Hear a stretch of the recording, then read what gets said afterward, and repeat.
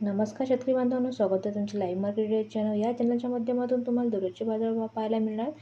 आज उशिरा प्राप्त झालेले बाजारभाव पाहूया।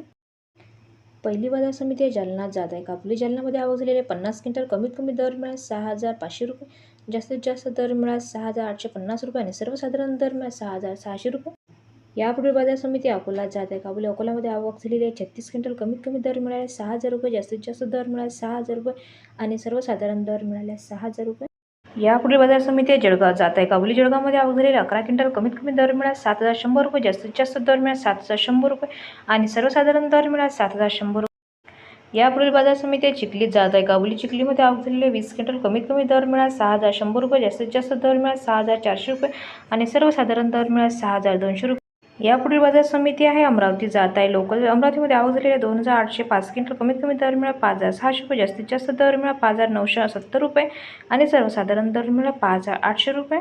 यापुढील बाजार समिती आहे नागपूर जात आहे। लोकल नागपूरमध्ये आवक झालेले 1,195 क्विंटल कमीत कमी दर मिळाला 5,600 रुपये, जास्तीत जास्त दर मिळाला 5,870 रुपये आणि सर्वसाधारण दर मिळाला 5,800 रुपये।